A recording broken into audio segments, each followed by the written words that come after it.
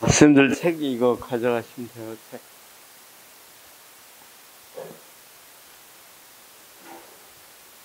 책 나오면 저기다 넣고.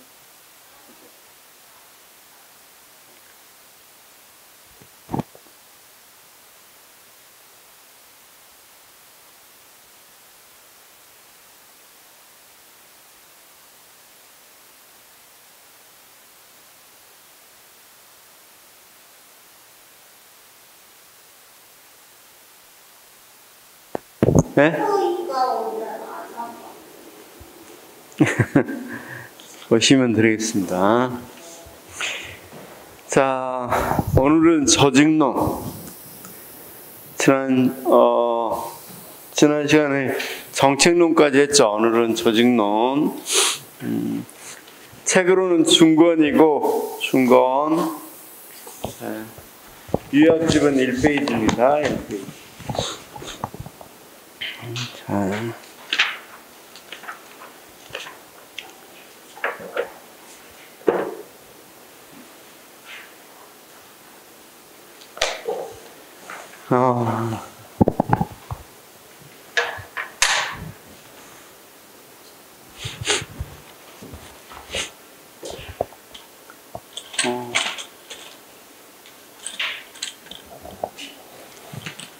자, 벌써 올해 다 갔죠?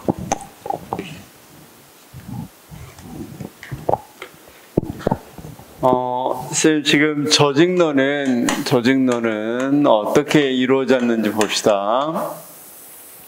조직론은 크게, 조직 구조에 대해서 볼 거고, 조직론 자체에 대해서 볼 거고, 그 다음, 조직 속에 인간이 있죠. 그쵸?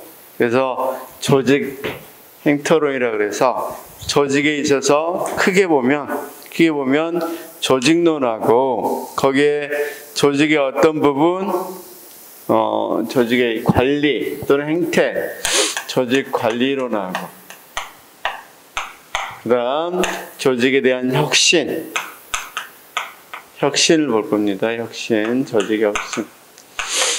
크게 보면 이 세 가지로 돼 있어요. 크게 보면 세 가지. 그래서 여기 보면 여기 보면 1절, 그래서 조직론 이렇게 돼 있고, 뒤쪽으로 조금 넘어가면 조직 관리론이 나옵니다. 2절에서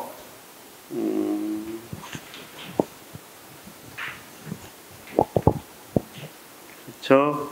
68페이지 보면 2절 조직 관리론 나오죠. 그렇죠? 요약집 보면 68페이지 조직 관리론. 그 다음 3절은 분량은 얼마 안 되고 혁신론에서 114페이지? 7페이지. 6페이지구나. 116페이지 보면 조직의 혁신론 나오죠. 그쵸? 세 부분으로 돼 있어요. 세 부분.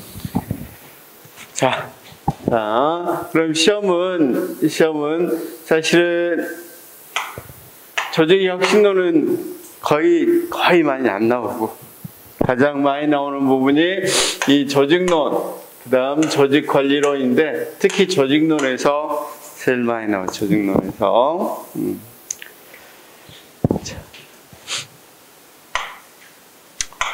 먼저 조직론을 보면 조직론에서는 또 조직의 기초 이론 이렇게 돼 있죠. 1은 조직의 기초 이론으로 돼 있고, 이런 조직의 기초 이론하고 2번은 뭘로 돼 있다? 조직의 구조. 크게 보면 조직의 구조. 자, 그래서 1 보면 우리가 조직의 기초 이론 받고, 16페이지 보면 조직의 구조 및 행태 이렇게 돼 있죠. 자, 어차피 우리 스님들 공부해야 되는 거니까. 자, 제1은 어떤 거? 조직론 기초 이론. 이미 썼으니까 기초 이론이 있고. 16페이지 보면 조직의 구조가 나와 있죠. 조직의 구조 및 행태. 조직의 구조.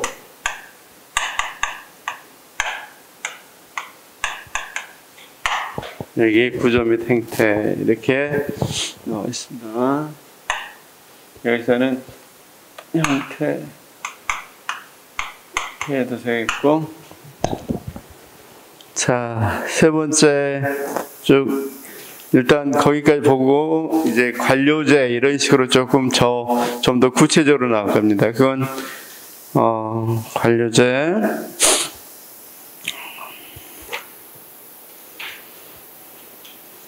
크게 보면 관리 구체적으로 여기서부터는 구체적으로 나가면 되는 거니까 크게 보면 이 두 가지로 볼 수 있다. 자, 먼저 조직의 기초 이론부터 먼저 보겠습니다. 조직의 의의하고 유형. 조직은 어떤 거냐? 그거하고 조직의 유형은 뭐냐? 그쵸? 그래서 기초 이론에서는 먼저 어떤 거? 조직이란 거 뭔가 하고 조직은 어떻게 생겼는가? 유형은 어떤 거가 있는가? 이거 먼저 한번 보겠습니다. 자, 먼저 조직에 대한 개념에서 조직은 어떤 거래요? 그렇죠. 인간의 집합체. 그래서 자, 조직이란 것은 뭐다? 인간의 집합체다. 뭐 하기 위해서? 어떤 목적을 달성하기 위한 인간의 집합체죠. 그렇죠? 자, 우리 쌤들 오늘 막년회 하나요? 안 해요? 그럴 때 뭐 동창회라든가 이런 것들 조직할 때 어때요? 뭔가 목적이 있죠? 목적이 뭐예요? 친목. 그래서 사람들이 모여 있죠? 그렇죠? 목적을 위해서 모여 있는 거, 결사체, 이걸 뭐라 그래요? 우리가 동창회도 결사체 조직이죠? 그렇죠? 그래서 조직이라는 것보다 목적을 위해서 일정한 목표를 추구하기 위한 인간의 결사체다. 이렇게 말할 수 있겠죠? 그렇죠? 자, 국가에서 많은, 지금 이제 행정이니까 국가에서 많은 조직들도 자, 일정한 뭘 달성하기 위해서, 목적을 달성하기 위해서 모여있죠. 만든 것이 바로 뭐다? 조직이다. 그래서 데프트에 의하면 조직이란 일정한 목표를 추구하기 위해서 의도적으로 구성한 인간들의 집합체이자 이렇게 이야기한다. 그럼 사회적 체제로 일정한 경계를 갖고 있죠. 이게 말이 무슨 말일까? 자, 우리가 동창회인 사람과 아닌 사람 구분돼야 한대. 그 동창회를 만들면 그 안에 있는 사람과 밖에 있는 사람이 구분되죠. 자, 우리 쌤이 만든 동창회에 제가 들어갈 수는 없잖아. 이렇게 뭐가 있다? 경계가 있다. 경계. 그래서 경계를 갖고 체계해야 된 구조와 구성원들의 상호작용을 통해 외부 관계에 적응해 나간 것을 의미한다. 무슨 말인지 대강 다 알겠죠? 그래서 조직과 집단의 차이를 거기 이야기했는데, 집단은 그냥 모여있는 거고 조직은 일정한 목적이 있는 걸 말이에요. 자, 집단은 모여있다면 조직은 일정한 목적을 갖고 각각의 역할이 나누어져 안 나누어져 있어요. 자, 한번 봅시다. 이왕 나왔으니까 우리가 지금 동창회를 만들었다 그러면 친목이 목적이고, 그 다음 동창회장 있고 또 돈 담당하는 사람들 있고 다 또 역할들을 나누죠.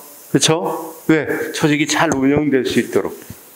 그러면 우리가 뭐 국세청 또는 관세청 이런 것들 다 뭐합니까? 또는 복지센터 다 통장부터 해서 다 있죠. 각각의 역할이 있고 그 역할을 이 목적을 달성하기 위해서 각각의 역할과 구조가 있단 말이에요.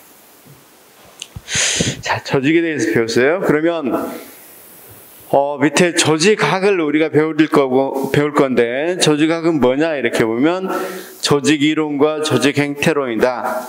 그러니까 조직 조직이론과 조직행태론이다. 그 말은 무슨 말이냐면, 여기 봐봐요.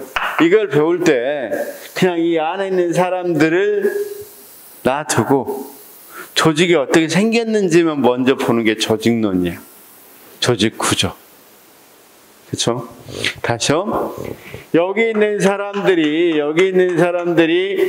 어떤 행동을 하는지는 일단 놔두고 그냥 조직이 어떻게 생겼는지. 그렇죠? 자, 우리가 한번 생각을 해봐. 나사를 우리가 안 가봐서, 그쵸? 미 항공우주국 우리 안 가봤죠? 나사의 조직하고 우리나라 군대 조직하고 같겠어, 다르겠어? 그리라 그러면 사람을 그리는 게 아니라 조직만 그리면 우리나라 군대 조직은 굉장히 이렇게 돼 있겠죠? 그쵸? 근데 나사는 어떻게 돼? 장이 한 명이면 그 장도 뭐 시키거나 그러지도 않잖아. 그쵸? 각각 굉장히 자율적이죠. 그래서 여기 무슨 부 있고 무슨 부 있고 무슨 부 있고 무슨 부 있는데 거의 팀장하고 바로 팀원. 이 정도 이렇게 이를테면 자, 뭡니까? 연대장, 대대장, 중대장, 소대장 쭉 이렇게 있지는 않겠죠. 그쵸? 그러면 거기 이 조직 이론에서 볼 건 어떤 거냐면 어떤 거 그렇죠. 모습만 조직이 어떻게 생겼는지 보러 온 것이 조직 이론이라면 자, 조직 행태론은 조직 관리론은 무엇 보냐면 여기 있는 이제 사람들 이야기. 사람들. 리더십이 있어야 되겠죠. 또는 여기 있는 직원들이 조직 목표 달성을 위해서 동기부여 돼야 되겠어, 안 돼야 되겠어? 동기부여 돼야 되겠죠. 또는 의사소통이 잘 돼야 되겠죠. 그러니까 조직이 이렇게 여기 있는 사람들의 행동을 연구하는 것이 조직 행태론이에요. 그러니까 크게 보면 두 가지로 되어 있다는 거죠. 조직 이론하고 조직 행태론. 그러면 우리가 여기서 볼 건 어떻게 생겼는지만 봐요. 일단 어떻게 생겼는지. 사람들 이야기는 아직 안 해요. 거기 있는 사람들이 어떻게 의사소통하고 동기부여되고 리더십이 어떻게 이런 것은 뒤에 한다고. 앞에서는 어떻게 생겼는지만 본다. 자, 그래서 이제 여기까지 이해됐죠? 이해됐으면 유형을 보려고 해요. 유형은 그러면 이 세상은 수많은 조직이 있어요. 목적을 달성하기 위해서 수많은 조직들이 있습니다. 목적을 달성하기 위해서. 그러면 자, 우리 선생님들이 아는 조직 한번 이야기해봐. 선생님들 다 공직자 되실 거니까 자, 아는 조직. 군대, 교회, 학교, 병원, 회사. 굉장히 많은 조직들로 이루어져 있죠. 이것들을 이제 범주와 묶어보는 거예요. 묶어보는 거. 그걸 뭐라고 부른다? 조직의 유형이라고 부른다. 그렇죠? 그러면 학자마다 묶는 방법에 따라서 다르겠죠. 그래서 블러와 스콧이 묶어본 것은 어떤 걸 기준으로 해서 묶었다. 그래서 기준이 중요해. 거기 수혜자. 누가 수혜자인가? 어떤 사람들이 수혜자인가를 묶어봤는데, 조직 구성원이 수혜자더라. 조직 구성원. 이런 조직을 묶어놓고 무슨 조직이라고 불렀어? 호혜 조직. 쌤, 자, 물어볼게요. 정당이나 노조는 수혜자가 누구야? 뭐 하려고 이 조직을 하면 이득을 보는 사람이 누구야? 노조원 또는 정당원이겠죠. 정당이나 노조니까. 회사는 재벌집 막내 아들이 이득이 수혜자잖아. 회사는 사장들이 수혜자잖아. 사장들. 그렇지만 여기는 그런 게 아니라 수혜자가 노조가 뭐 사장이 있으니까 그런 노조 위원장이 수혜자가 아니잖아.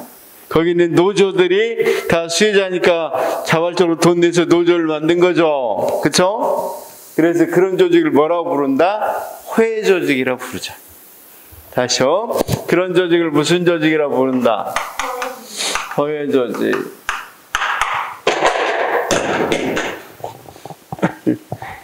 두 번째, 이제 소유자나 관리자가 수혜자예요. 소유자나 관리자.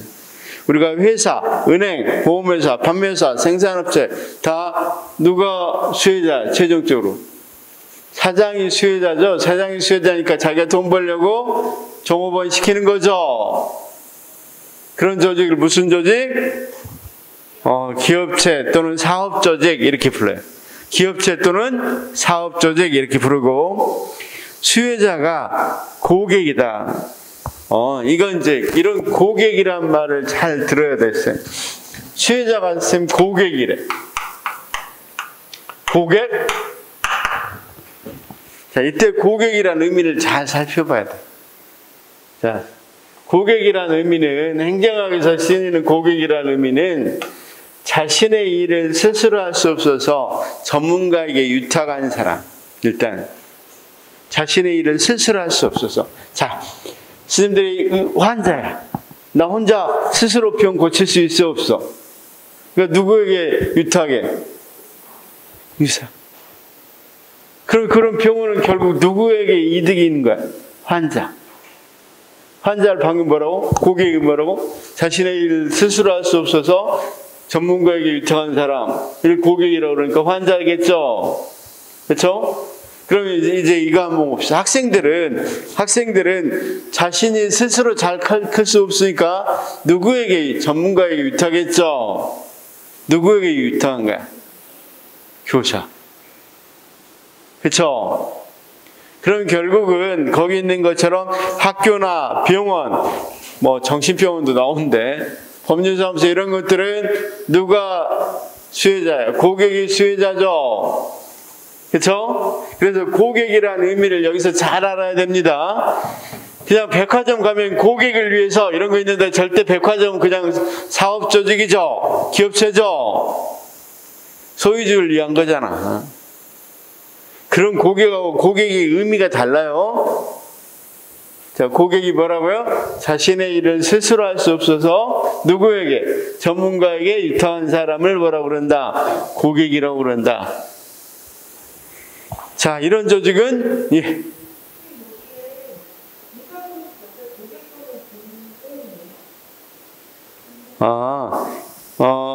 주요 수혜자가 고객 또는 공공인데, 여기는 고객으로 하십시오.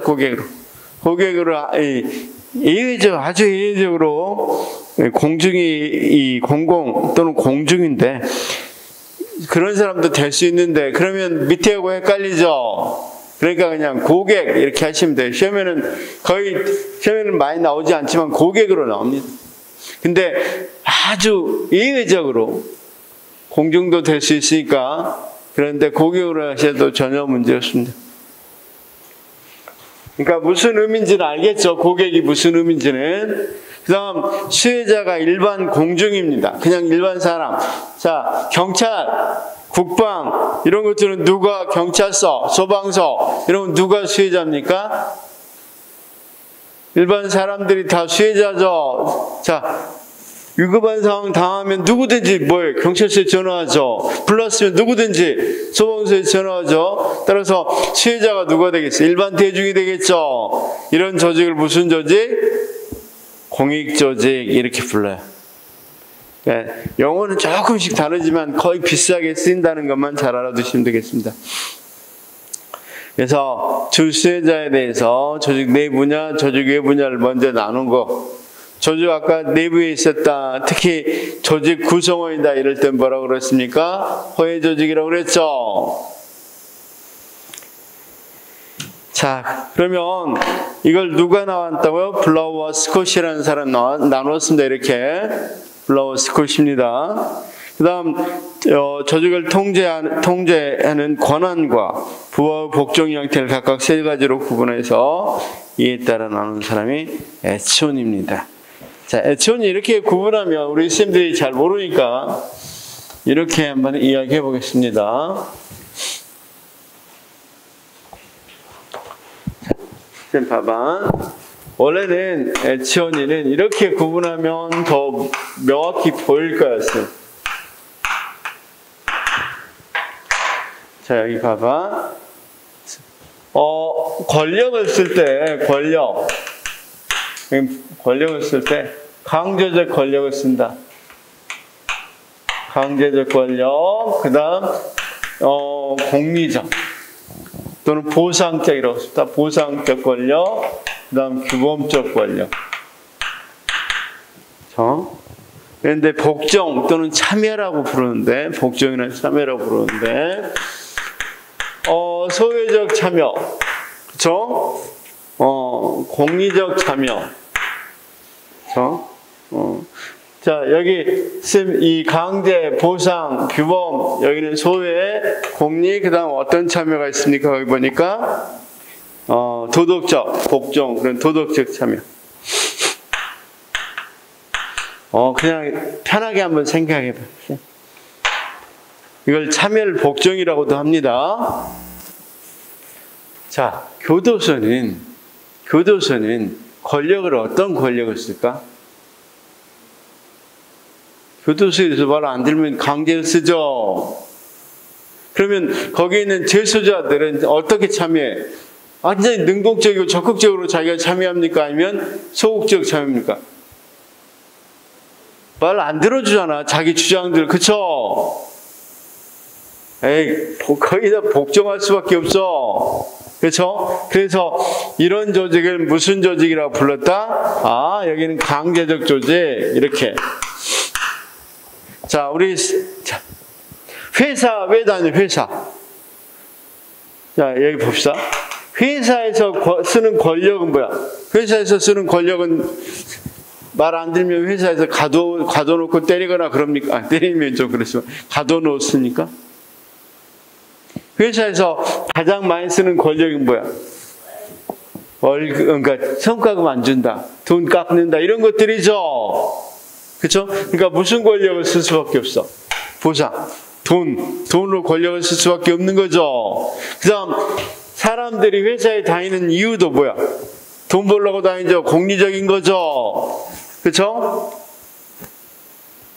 회사에 봉사하러 다닙니까? 뭐 그런 사람 없겠죠. 그래서 그런 조직을 무슨 조직?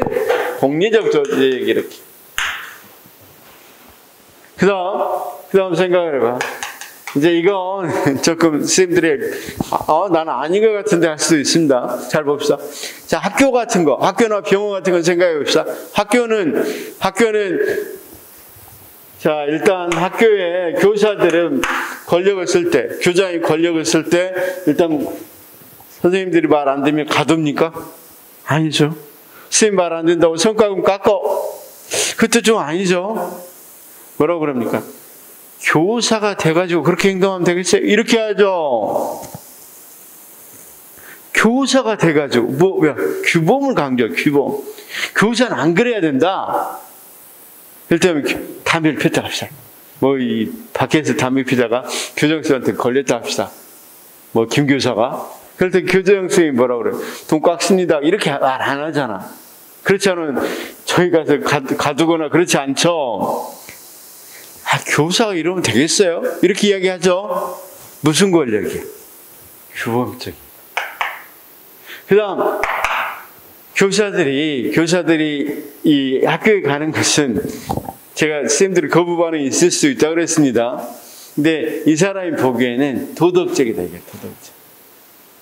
그냥 내가 맡은 아이들 뭐 하려고 한다? 잘 성장하도록 도와주는 걸 보람으로 삼기 때문에 참여한다. 그래서 그런 것들을 무슨 권력이라고 그런다? 규범적 권력, 규범적 조직. 그러니까 또 목사님도 마찬가지고. 그러니까 쉽게 해서 이런 사람들은 돈 벌려고 하는 거 아니다 이 말이야. 지금 조금 난 아닌 것 같은데 할 사람도 있겠죠. 넘어갈게 그냥.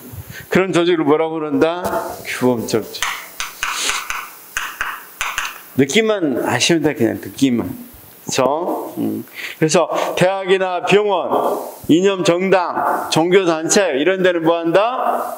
규범적이고 도덕적 보상, 규범적 권한과 도덕적 복종을 한다. 또는 도덕적 참여를 한다.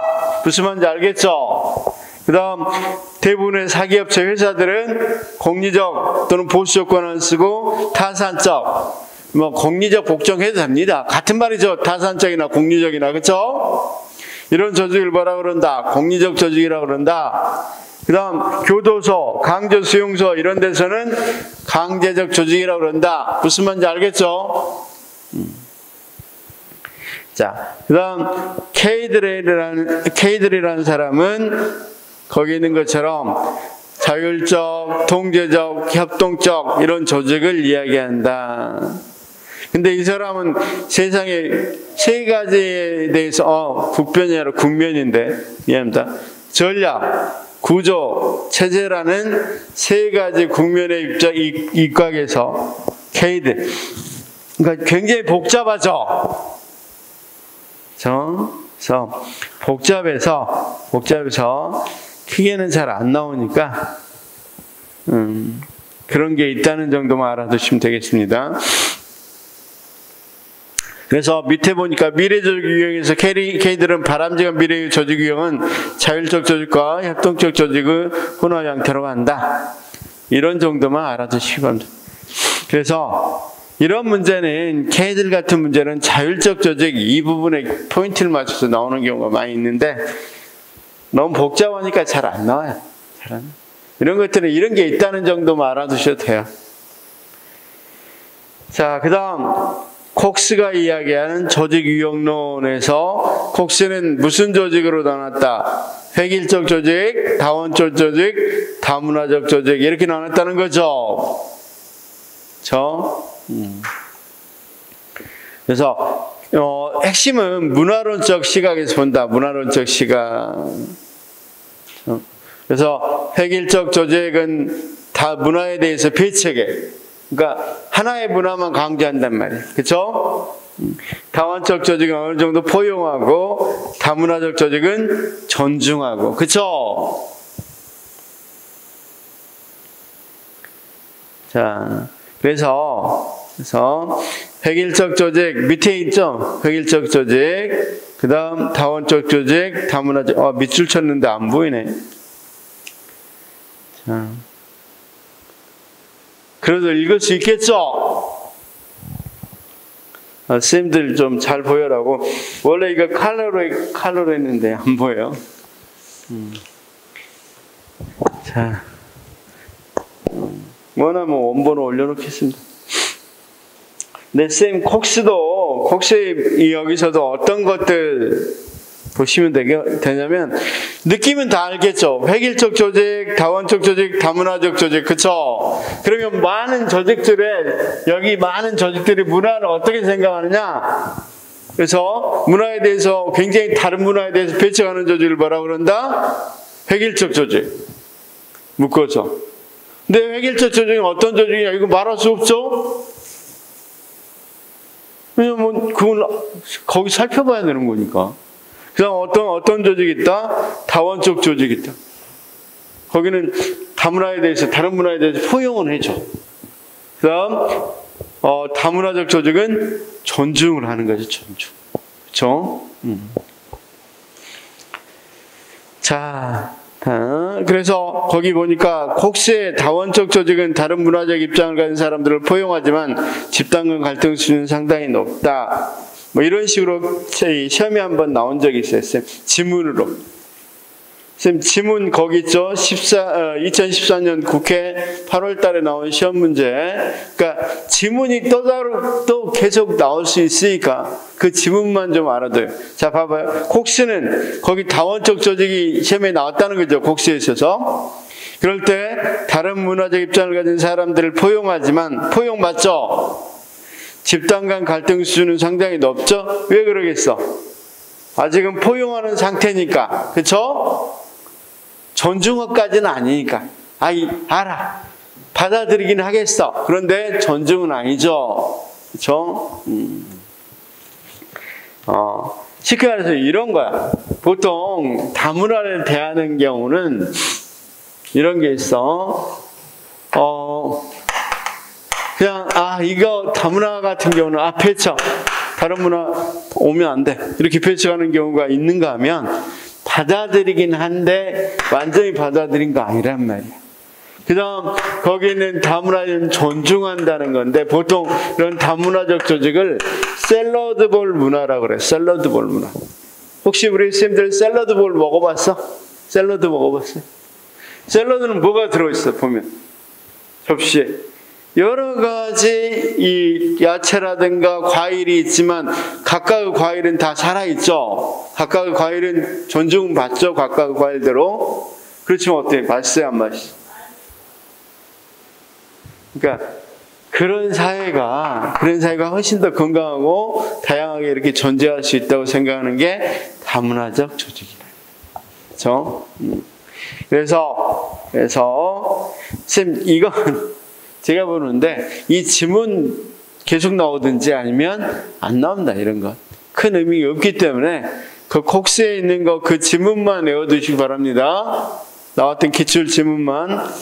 그 다음 파슨스는 AGI라고 그래서 거기에 있는 적응 기능은 어떤 것이 담당한다? 경제 조직. 그 다음 목표 달성 기능은 정치 조직.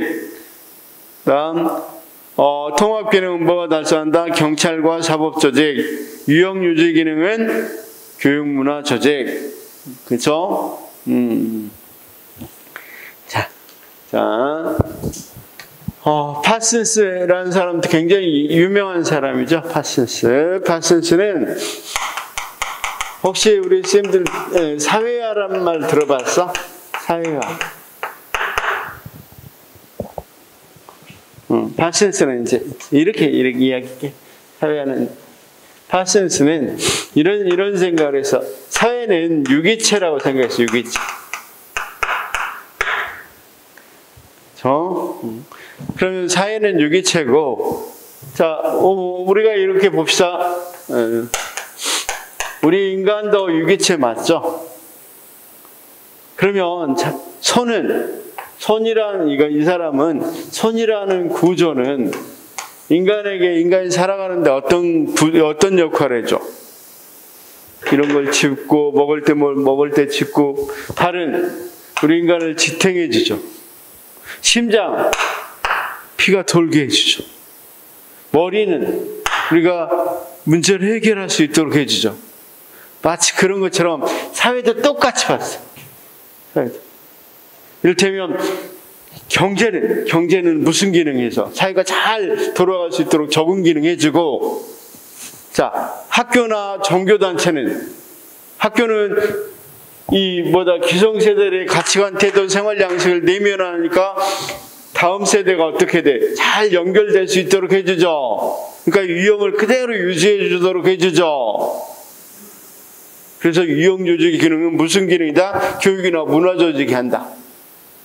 그 다음 적응은 우리가 살아야 되잖아. 살아야 되기 위해서는 경제가 돌아야 되죠. 그렇죠? 그 다음 자, 거기 있는 것처럼 통합 기능을 해야 된다. 통합 기능 하려면 아무래도 일탈 같은 거 범하면 통제를 해야만 통합이 되겠죠. 그러니까 무슨 조직? 경찰이나 사법 조직이 한다. 그 다음 우리가 조직이 사회라는 게 목표가 있고 이 목표를 달성하는 것이 보다 정치죠. 그래서 정치 조직이 목표 달성 기능을 한다. 이렇게 이야기한단 말이에요. 이해됐어요? 자, 그래서 우리가 AGIL 그래서 적응 기능은 누가 하고 경제, 목표 달성 기능은 누가 하고 정치, 통합 기능은 누가 하고 사법이나 경찰.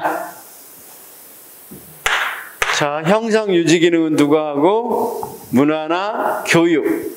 무슨 말인지 알겠죠? 자, 그러면 민츠버그 문제가 많이, 그다음부터는 거의 대부분이니까, 거기에 한번, 이 오늘 나눠드린 거 평가 문제 1번.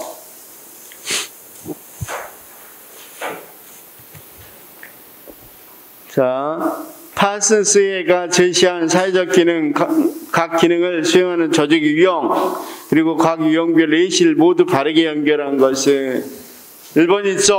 오늘 나눠드린 거 역시. 오늘 나눠드린 거 1번 문제 한번 가볍게 풀어보시기 바랍니다. 1번.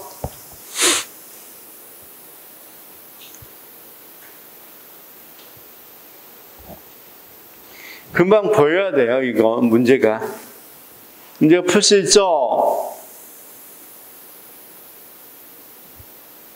일단 적응 기능은 누가 한다고 그랬어? 적응. 모르면 카닝이라도 합시다. 옆에 보면 적응은 경제라고 그랬죠? 그렇죠? 그러면 경제 조직인데 회사해야 되니까 틀렸죠? 4번에 있네요. 적응 기능에서 경제 조직 민간기업 그렇죠? 자, 목표 달성은 누가 한다 그랬어? 목표 달성은 정치, 맞았네. 행정기관 맞죠?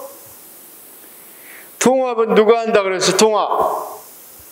아까 경찰이나 사법기관이 한다 그랬죠? 그러면 경찰이나 사법기관인데 여기는 틀렸죠? 종교단체는 아니죠?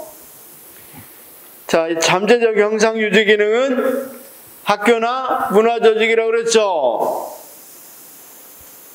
그래서 답은 2번이다. 2번인지 알았죠? 행정학이니까. 만약에 교육학이라면 형상 유지 기능이 나왔겠죠? 행정학이니까 당연히 2번과 같이 답이 되겠죠. 문제 2번. 조직의 유형 구분에 대한 설명으로 가장 옳지 않는 것은 블라우와 스콧은 기능을 중심으로 했어요? 아니면 수혜자를 중심으로 했어? 기능을 중심으로 한 사람은 파슨스. 방금 적응 기능, 그 다음 통합 기능, 이런 기능을 중심으로 한 사람 누구라고? 파슨스. 자, 블라우는 수혜자를 기준으로 했죠. 자, 2번 블라우와 스콧은 병원, 학교 등을 봉사 조직으로 분류했다. 맞다, 틀리다? 맞다. 그쵸?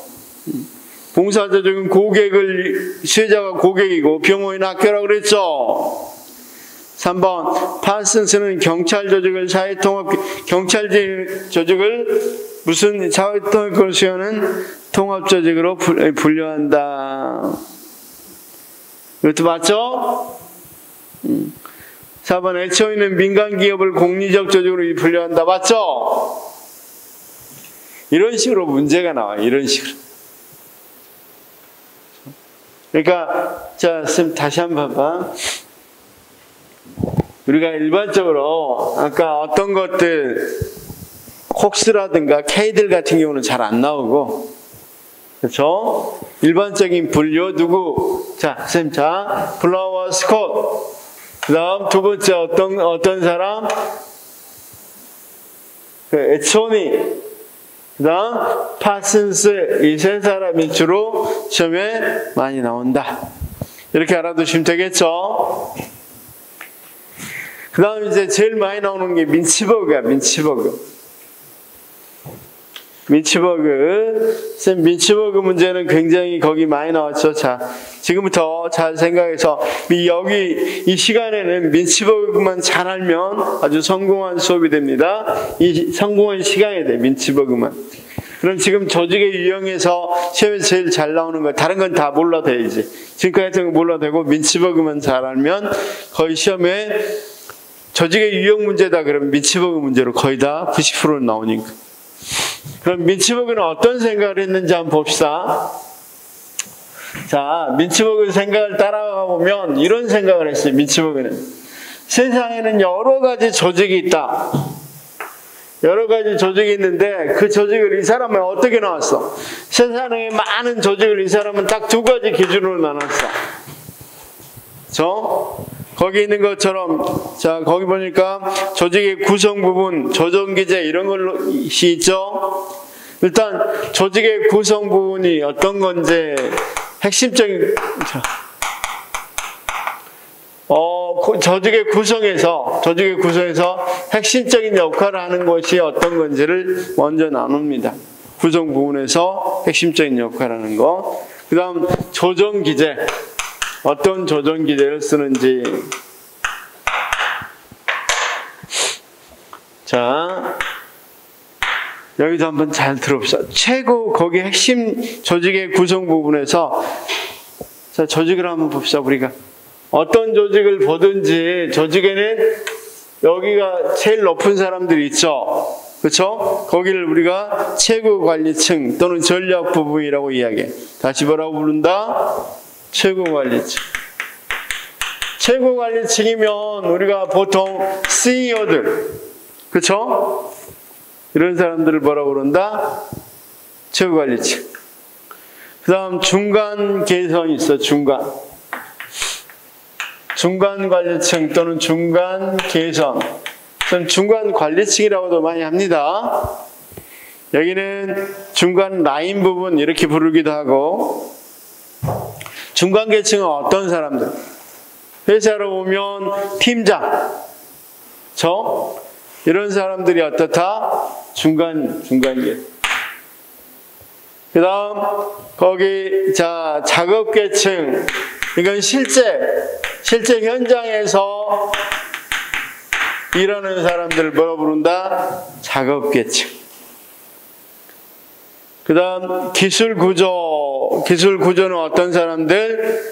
쉽게 해서 그렇죠. 거기 있는 것처럼 이 작업의 설계와 변경, 그에 관한 직업 훈련을 담당하는 전문가, 그러니까 과학 과정을 설계하는 분석가들을 포함한다. 그래서 그걸 뭐라 부른다? 기술 구조. 그 다음 지원 참모, 지원 스태프 부분으로 기본적 작업 흐름 외에 발생하는, 자, 여기다 중요합니다. 기본적 작업 흐름 외에 발생합니다. 왜입니다? 조직 문제를 지원하는 모든 전문가. 지원 전문가. 지금은 잘 무슨 말인지 모르겠지만 일단 들어만 보시기 바랍니다. 조정 기제에는 뭐가 있다고 그랬어? 거기 보니까 조정 기제에는 직접 감독이 있다고 그랬죠? 선생님, 조정 기제를 잘 모르겠습니다. 그러면 그냥 통제하는 거 또는 감독하는 거 이렇게 생각해요. 감독. 그러면 여기 말 그대로 나왔잖아요. 직접 감독하는 거. 그 다음 뭘 표준화한다? 산출의 표준화.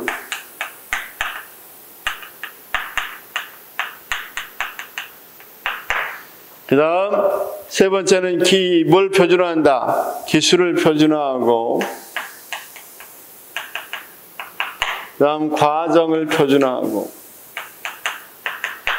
그 다음 상호조절. 보통 비공식 상호조절이라고 그러는데 상호조절.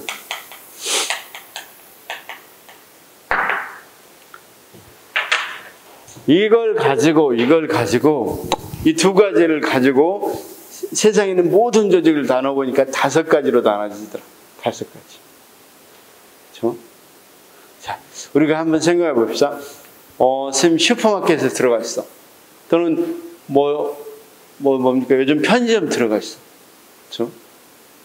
편의점 들어가면 가장 핵심적인 일을 하는 사람 누구입니까? 가장 핵심적인 일을 하는 사람. 알바? 그럼 곤란하죠. 사장이죠. 그렇죠? 근데 그 사장은 그 밑에 있는 직원들을 어떻게 관리하던가요? 직접 감독하죠. 그래서 여기 인치하다. 선생님 그냥 편하게 생각해봐. 그런 구조를 뭐라고 부른다? 세상에는 그러면 우리나라만 보더라도 단순 구조로 되어 있는 것들은 여러 가지로 이야기될 수 있겠어 없겠어? 자, 우리 선생님들 자 식당에 갔어요. 지금 오늘 점심 때 식당을 가죠. 드셨어요? 식당 가면 누가 핵심적인 역할을 해요?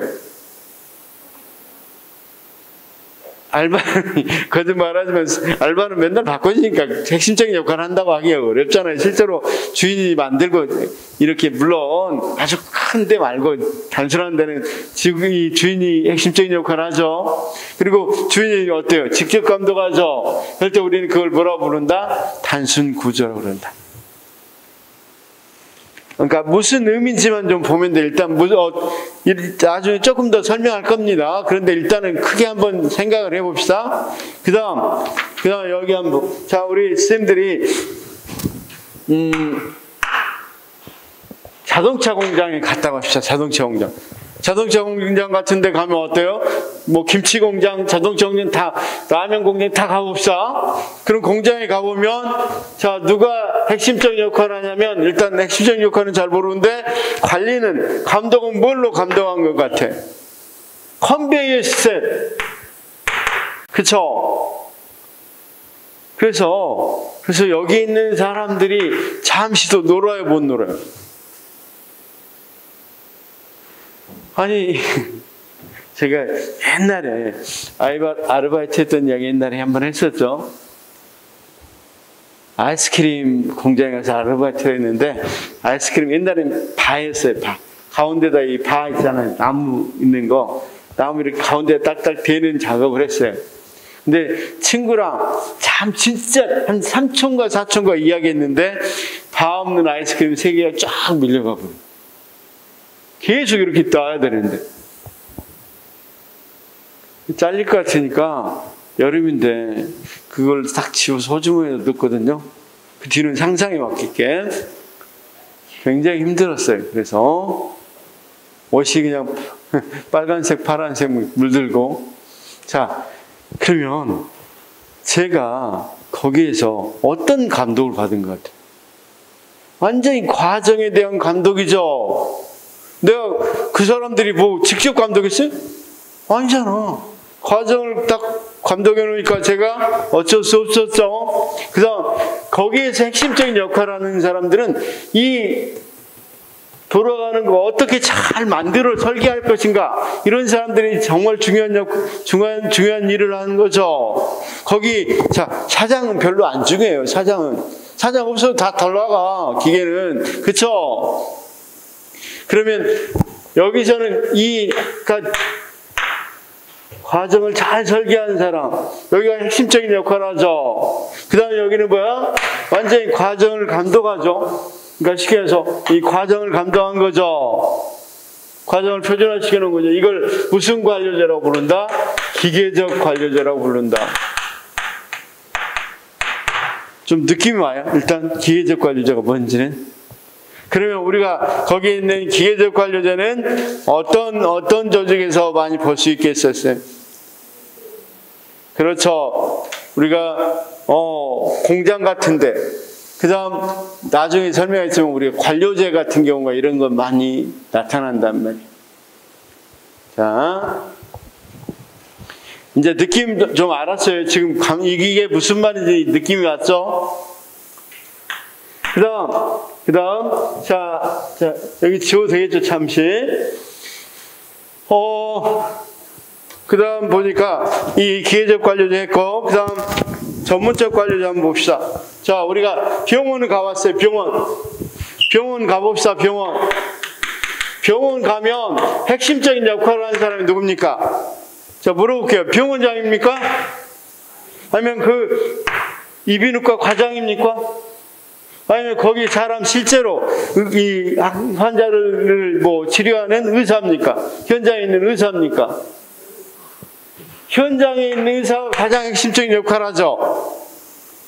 그 의사에게 여기 한번 봅시다.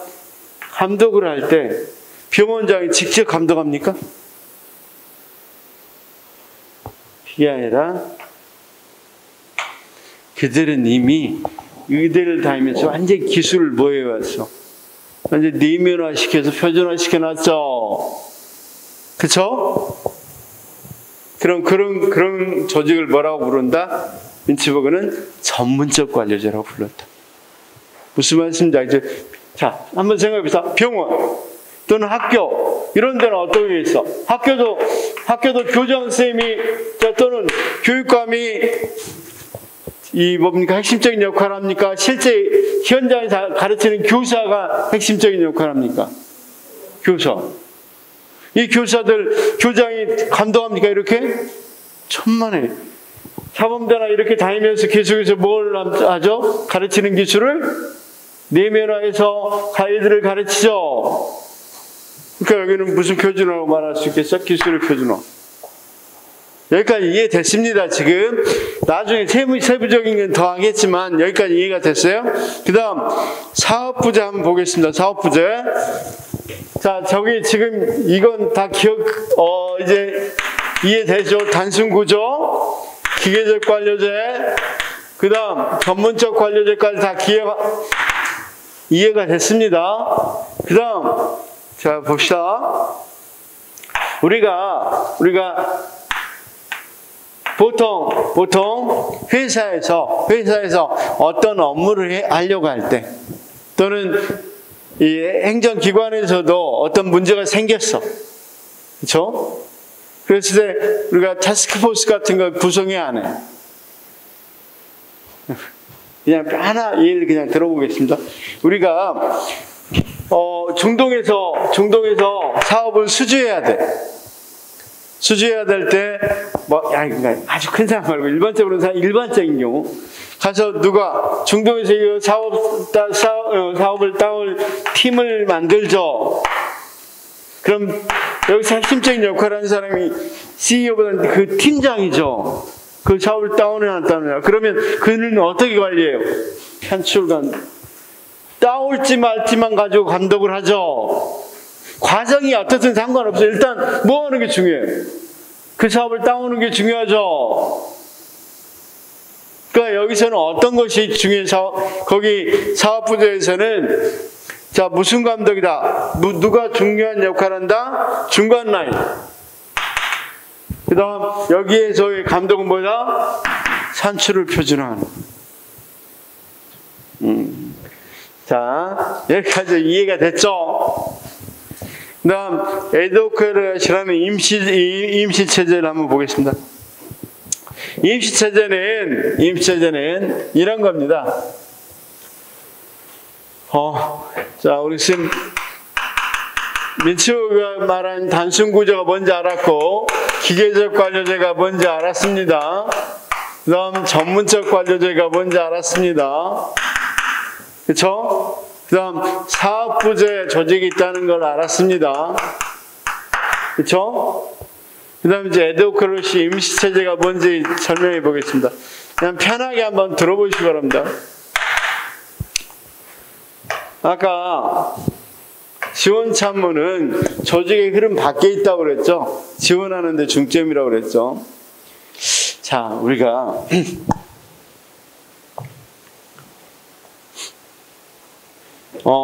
여기 이제 부산 아시안 게임 또는 그런 자, 대구에 지난번에 몇 년 전에 대구에서 세계 육상대회가 열렸어. 세계 육상대회가 열렸는데 여기를 지원하기 위해서 자, 대구 세계 육상대회위원회 자, 이 조직 한번 봅시다. 대구 세계 육상대회 위원회입니다. 위원회가 발족했어. 이 위원회는 핵심적인 역할을 하는 사람이 누굽니까? 실제로 육상하는 사람들입니까? 아니면 지원해주는 사람입니까? 우리가 누가였죠? 우사인 볼트가 어때요? 우사인 볼트. 여기 참여했어서. 우사인 볼트 같은 사람들이 실제로 참여한 사람이 세계 육상대회에서는 핵심이죠. 사업의 흐름인데 거기서 벗어나 있죠. 거기 지원하는 사람들은. 그렇죠? 그런 지원체제. 자, 그러면 또 한번 생각해 봅시다. 대구 세계 육상대회는 이 대회 끝났어. 그럼 어떻게 되겠어? 이 위원회는? 해체돼야 되겠죠. 굉장히 임시적으로 존재하죠. 그렇죠? 그런 것들을 뭐라 한다? 임시체제라고 그런다. 그래서 임시체제는 그러면 여기 봐봐요. 여기까지 봤습니다. 지금 지원참모가 굉장히 중요한 역할을 하고 있죠. 여기서는. 그 다음 여기 봐봐요. 감독을 어떻게 할까? 자, 우사인 볼트에게 뭐라고 감독하겠어? 실제 육상을 한 사람들한테, 실제 그걸 해내는 사람들한테 어떻게 감독을 하겠어? 자, 여기 봐봐. 직접 감독할까요? 산출을 표준화해 놓을까요? 과정을 이건 말이 안 되죠. 자, 그냥 비공식적으로 가서 좀 잘해 주십시오. 우리 육성대에 좀 빛내 주십시오. 이렇게 이야기하겠죠. 그게 상호 조절이라고 그래요. 그냥 비공식 상호 조절. 자, 그러면 이제 정리하겠습니다. 이 사람이 이야기한 건 뭘 이야기한다? 이것만 알아야 돼. 일단 어떤 거 알아야 돼. 최고 관측이 뭐라는 어떤 의미인지, 중간 계산이 뭔지, 작업 계층이 뭔지, 이건 다 알 수 있어. 근데 기술 구조가 뭔지 방금 이야기했다시피 조직의 과정을 설계하는 사람입니다. 전문가입니다. 그 다음 지원 참모는 말 그대로 실제로 어떤 거, 실제 일과는 벗어나 있는 거. 자, 우리 대학교에서 지원 참모들은 그럼 누구겠어? 복지 담당하는 사람, 환경 담당하는 사람, 이런 사람들은 대학교는 학생들 가르치는 일인데 복지 담당 국장, 그다음 환경 담당 국장, 이런 사람들은 뭐가 되겠어? 지원 참모라고 이야기할 수 있겠죠. 이런 식으로 이런 사람들이 지원 참모라고 이야기하는 거고, 직접 감독은 말 그대로 직접 감독하는 거고, 산출의 표준화는 결과적으로 표준화시켜 놓고, 그렇죠? 이를테면 하루에 10대 생산해. 그리고 과정에 상관없어. 10대만 생산하면 돼. 하루 동안. 이게 산출의 표준화라면, 기술의 표준화는 그냥 간섭하지 않고 자신들의 미미화된 기술에 의해서 그냥 맡겨두는 것. 그런 감독을 하는 걸 기술의 표준화. 그 다음 과정의 표준화는 아까 컨베이어 시스템 같이 완전히 과정 자체가 표준화되어 있는 거죠.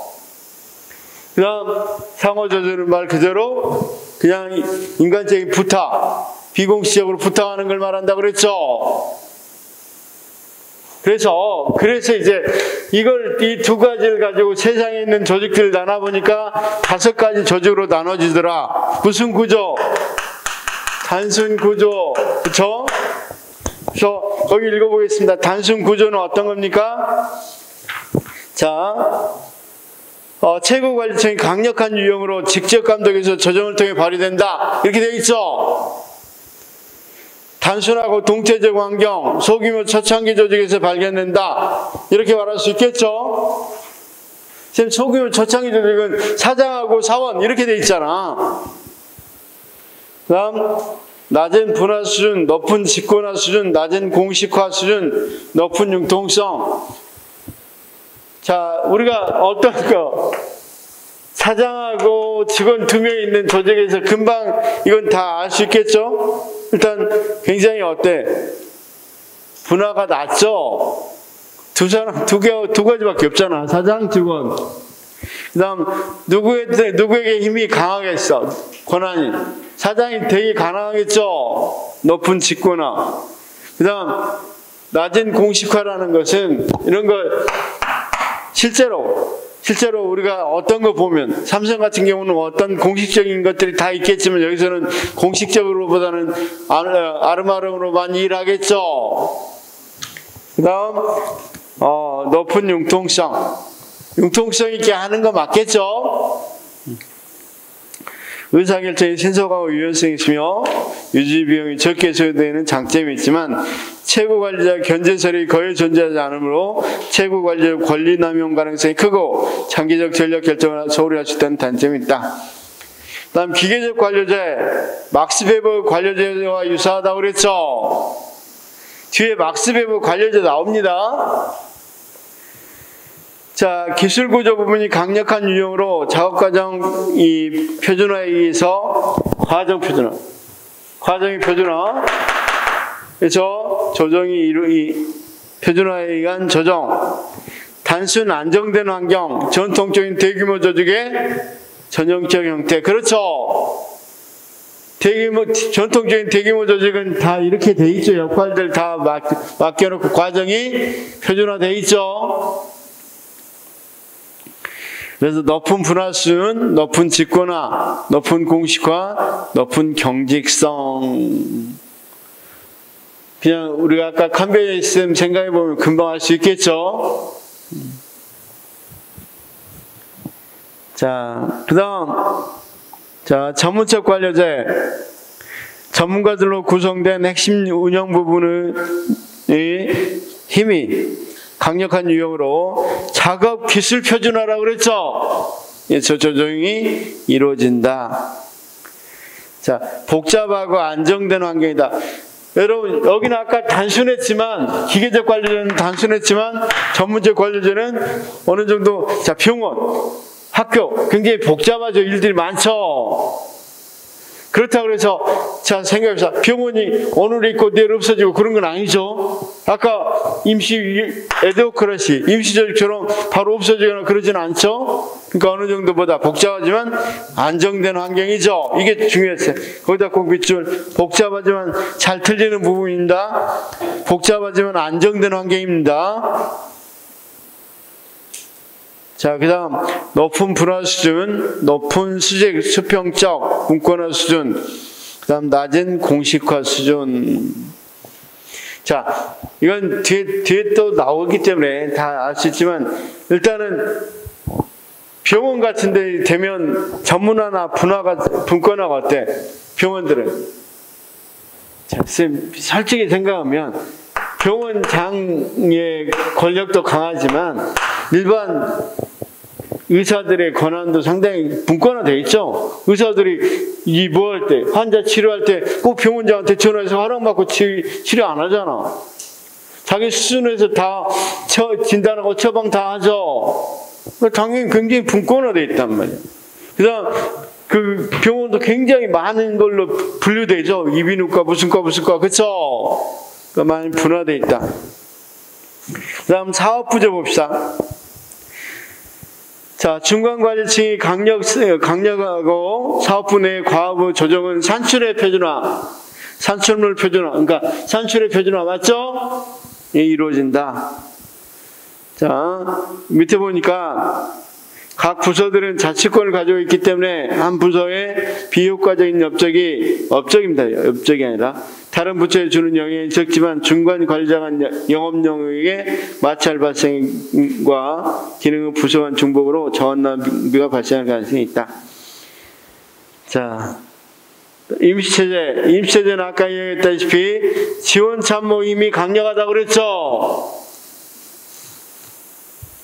조직 구성원들은 전문성이 매우 높고 구성원 간 상호작용은 개인적 의사전달과 수평적 통합 방식을 통해 이루어진다. 자, 복잡하고 동태적인 환경, 아까 복잡하고 동태적인 환경이죠. 그 다음 분권화되고 유기적 구조이다.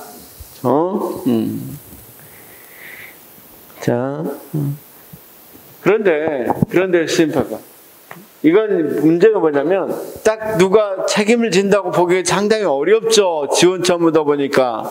그러니까 책임에 있어서는 책임 소재가 불분명할 수 있겠죠. 그 다음 이런 거 할 때 보면 혹시 우리 스님들 이런 대회에 나올 때 뭡니까? 자기 스스로 지원해서 봉사하는 거, 자원봉사자들 뭐 이런 사람들도 많이 쓰죠. 그러니까 굉장히 조직 자체가 분권화되고 유기적인 수밖에 없겠죠. 동태적이고. 그래서 자, 이 5가지로 나눴고 이건 많은 이제 뒤에 나오겠죠. 문제를 한번 풀어보고 핵심만 먼저 봅시다. 자, 한번 봅시다. 3번부터 문제를 풀어보겠습니다. 3번, 4번 두 문제 한번 풀어보고 OX 문제까지 한번 보면 잘할 수 있을 겁니다.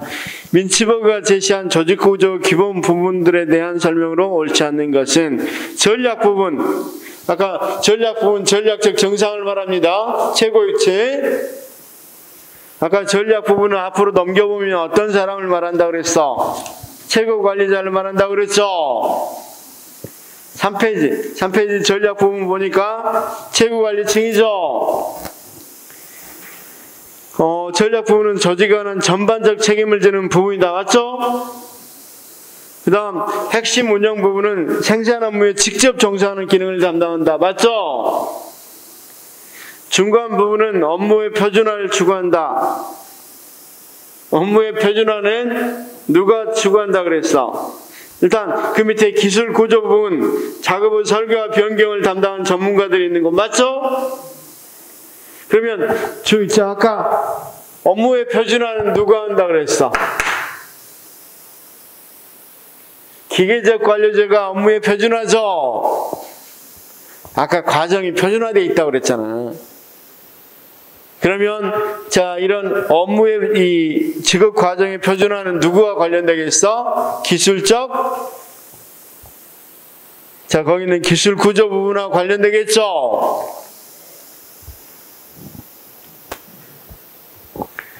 4번 문제 한번 풀어봅시다. 4번 문제. 민츠버그 조직 유형론에 대한 설명은 가장 적절하지 않는 건 핵심 구성 부분, 조정 기제, 상황 요인들을 기준으로 개방체제의 관점에서 조직의 성장 경로 모형을 5가지로 유형화했다. 5가지로 유형한 것 맞죠? 자, 두 번째, 기계적 관료는 단순하고 안정적인 환경의 적절한 조직 형태로서 주된 조정 방법은 작업 과정의 표준화다. 맞죠? 전문적 관료자는 수평적, 수직적 분권화를 추구하여 환경 변화 적응에 유리한 구조이다. 아까 환경 변화 적응에는 문제가 있었죠. 아까 안정된 환경이라고 그랬죠. 안정된 환경이 유리하다고 그랬죠. 환경 변화 적응에는 아까 에도크러시가 유리하죠. 생겼다. 자,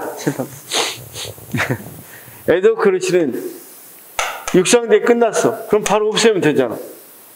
또 하나 무슨 조직이 생겼어. 그럼 또 세울 수 있겠죠. 만들 수 있겠죠.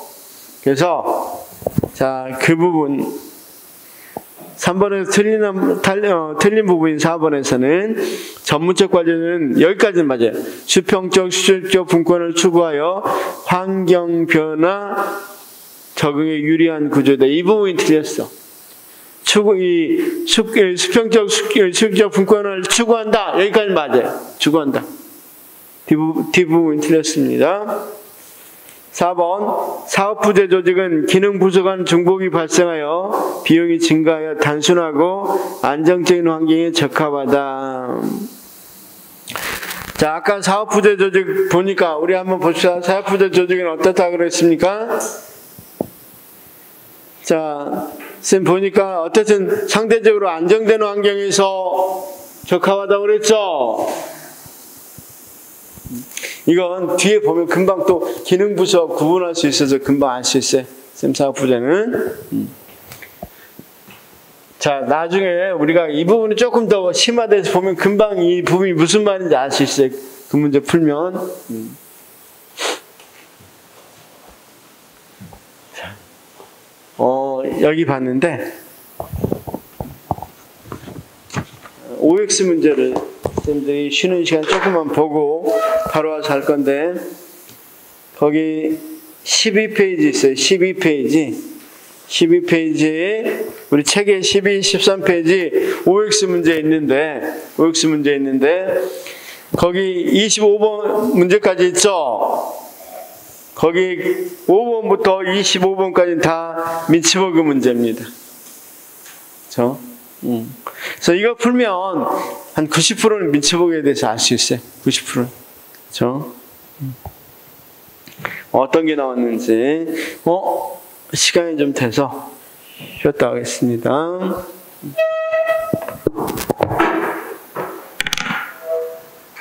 혹시 질문 있어요? 질문?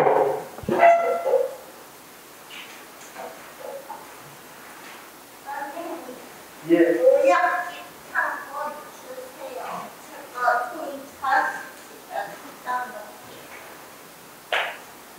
이거였지? 예. 있습니다. 감사합니다. 예.